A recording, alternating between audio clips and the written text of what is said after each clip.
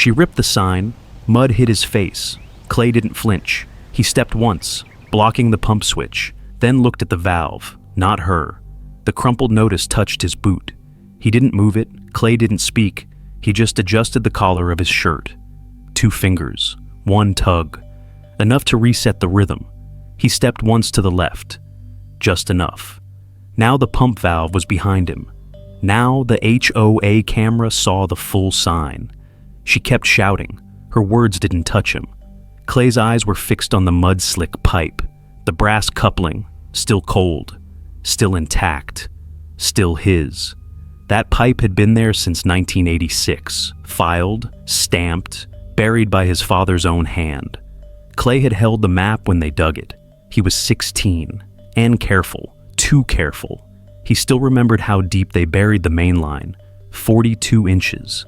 Frost line depth. HOA wouldn't know that. The new notice in her hand flapped once. Poorly laminated, printed yesterday. Ink still fresh. She waved it like a weapon. It wasn't one. He didn't take it, didn't even glance at it. Instead, he looked down at the old notice, still half stuck in the mud, still saying dismissed. The contractor standing nearby checked his clipboard, then looked at Clay, then back at her. He said nothing. Clay pulled something from his pocket. Slowly, a small folded square, thick paper, creased edge. He didn't unfold it, just held it, barely visible. The neighbor across the road paused his leaf blower, head tilted, 1 step back, watched, said nothing. Clay brushed mud off the wooden post. The sign shone cleaner now. Private valve, easement filed, 1986. She didn't read it. She didn't know she should have. He placed the paper back in his pocket, not hidden, just postponed. Then he turned his back to her. Full, unapologetic, deliberate. The kind of turn you don't reverse from.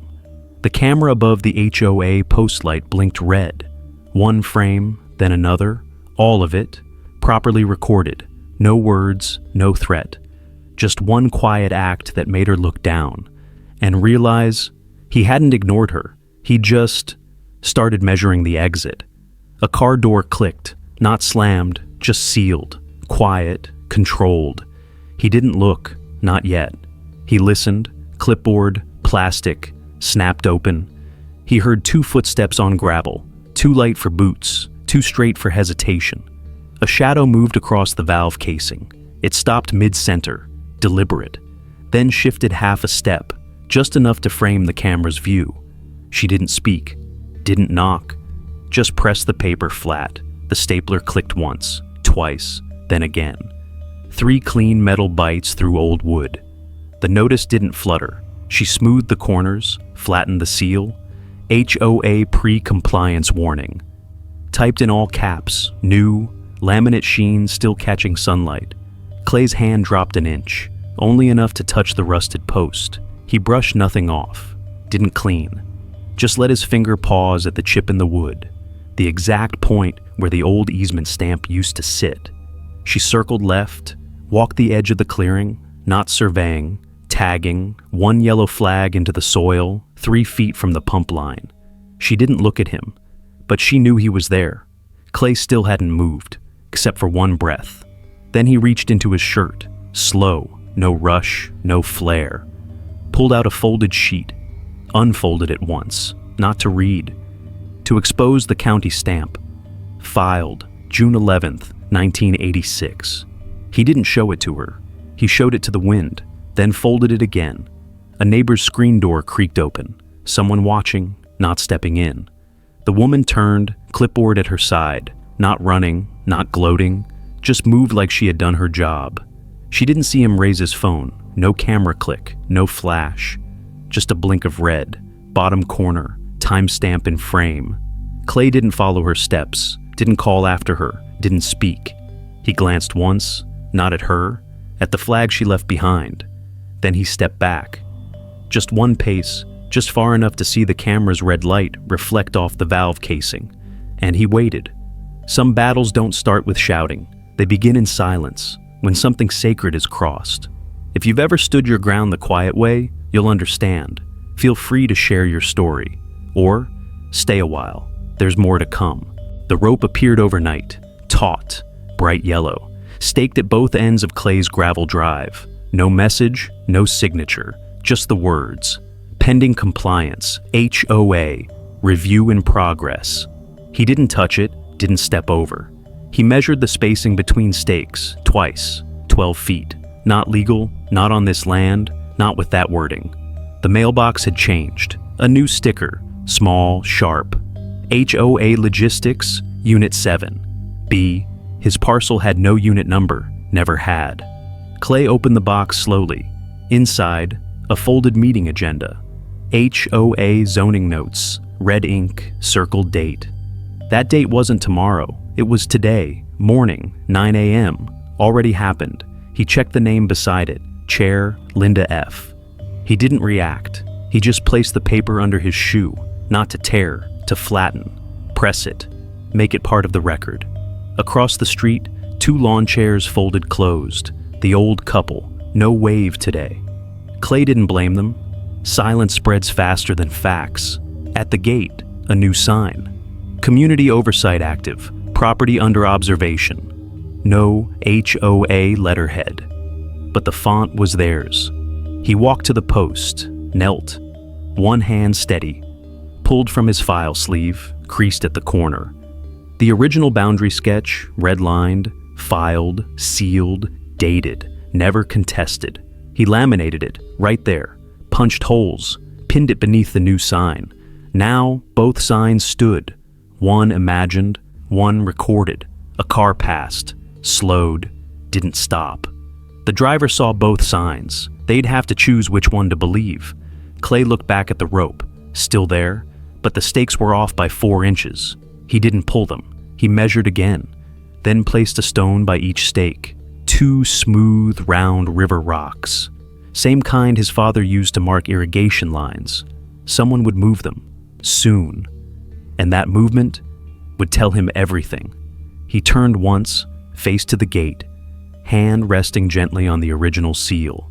Still no words, but everything was now on file. Clay opened the file sleeve without looking at her.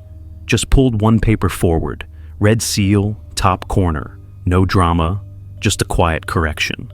He stepped to the edge of the bulletin board near the mailboxes, pinned the paper directly beneath the new HOA posting, then circled a single line in red. Easement filed June 11th, 1986. County exempted classification, non-HOA regulated. Linda saw it. She stopped mid-stride, but smiled. Obsolete language, she said, voice calm, too calm. This board displays current standards only. Clay didn't reply. He tilted the paper slightly, then stapled it again, right over the community oversight reminder she had placed yesterday. A breeze lifted the corner of her notice. The crowd saw the seal beneath. 2 neighbors paused. One was Scott, the retired city clerk.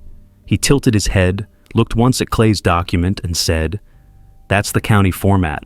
Haven't seen that in a while." Linda's smile tightened. She shifted tone. "Well, we'll resolve this formally," she said. Parcel 7B was added under revision code R-3.2. Scott blinked. R-3.2 doesn't apply to lakeside easements, he said flatly. It was repealed in '08. No one spoke. Clay didn't move.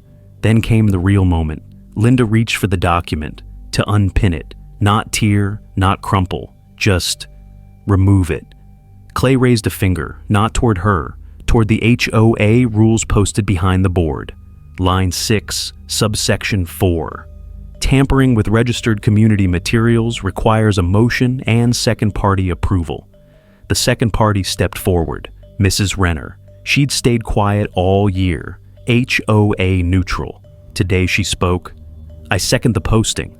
Linda's hand froze midair. Clay didn't smile. He folded his copy and slid it into a fresh folder, marked the date, stamped it, filed it, under witnessed interference, HOA standing meeting. He left the board exactly as it was, then walked back toward his porch. No words, just one glance toward Linda. Not hostile, just done. And the neighborhood, for the first time, didn't look at her. They looked at the seal. Linda arrived before the others. Clipboard, stack of printed bylaws, 3 new signs, HOA font. She planted them all, crooked but loud. Clay was already there, sitting, shirt pressed, folder open. No one spoke. When the chairs filled, Linda stood first. Parcel 7B has failed visual compliance, she said. Ground fixtures violate uniform aesthetic standards. Some nodded, some didn't. Clay remained seated, then passed his folder forward, not to her, to Mr. Grange, HOA secretary, seated dead center. Page 1, zoning ordinance. Page 2, water rights exception. Page 3, he tapped once. Parcel 7, B county exemption filed, June 11th, 1986. Linda reached for it. Grange raised a hand, didn't let her take it. She blinked. Also, Clay said, standing slowly, regarding the compliance clause, there's a record. He turned, not to Linda, but toward the crowd, then tapped the corner of the board behind them. Pinned neatly, an HOA memo from last month, handwritten by Linda, initialed by 2 members, circulated privately. Line 3, 7B assumed non-grandfathered, action pending. Clay unfolded one more document, this one older, signed, scanned, publicly filed. Grandfather clause approval, Parcel 7B, HOA, excluded per 1986 ruling. No emotion, just the paper. He slid it onto the table. Grange read silently, then looked at Linda. So, you were aware, he said. No, she snapped. I didn't write that as policy. Mrs. Renner stood up, calm, clear. You emailed that to me directly, Linda. I saved it. Linda turned, red rising. The contractor, same one from last week, watched quietly. He looked at Clay, then at the easement map, folded his form, walked out. Linda's mouth opened. No words, just breathe. Clay didn't watch her leave. He placed the stamped map back in the folder, closed it, locked the clip. Behind him, someone whispered, "That red stamp. It was there the whole time." And Clay reached down, tightened one bolt on the valve, not because it was loose, but because it was his. The light hit early, soft over the lake. The fog had burned off before most were awake. Clay was already out. No clipboard, no audience, just a socket wrench and a folded cloth. The valve casing had dried. Bits of mud still clung to the bolts. He didn't clean them. He turned each one, just enough, not to tighten, to test the silence. The sign had been removed in the commotion, not broken, just left askew on the ground. Clay picked it up with both hands, repositioned it, 2 inches lower this time, closer to eye level, harder to pretend unseen. The hook had rusted through on one side. He didn't replace it. He flipped it, hammered the same nail through backward. The sign hung straighter now, still old, but anchored. Behind him, a car idled, not approaching. Inside, someone watched, didn't get out, didn't need to. A leaf blower whirred 3 houses down, but even that sound paused when the hammer hit once, twice, then stopped. Clay stepped back, looked once at the sign. Private valve, easement filed, 1986, no paint, no plaque, just the wood and the law. He knelt, folded the cloth, wiped the bolt once, then left it there on the valve head. The neighbor's dog barked once, then turned. Watched him walk back toward the shed. No one said anything, but the street was quiet, quieter than it had been in weeks. A breeze caught the edge of the discarded HOA notice. It flipped, stuck briefly on a fence post, then drifted into the lake. Clay didn't turn to follow it. He reached the porch, tapped the post twice, then sat. No victory, no statement. Just stillness. The kind that holds a place. And under that silence, one truth remained.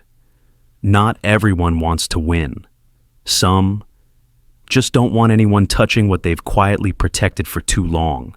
The old valve didn't shine. It never needed to. It just held its place, rain or sun, year after year. Somewhere in the shed, there's a drawer. Inside it, a folded map, red ink, thumb-worn corners, a signature no one questions anymore. Most won't notice when something is quietly defended. They'll only feel the absence of noise. the stillness where conflict should have been. That kind of stillness doesn't come from surrender. It comes from knowing, from patience laid like brickwork, from facts that don't raise their voice, but still hold weight. Not everyone needs to win. Not every truth needs to shout. Sometimes the sharpest response is a name that never gets erased, a hook that still holds, a bolt that doesn't move, but reminds. Out by the lake, wind passes through reeds, no ceremony, no applause, just a place that stayed, exactly how it should be, because someone paid attention, because someone never stopped watching. Some things don't need to be fought over. You just need to keep your reasoning and your calm.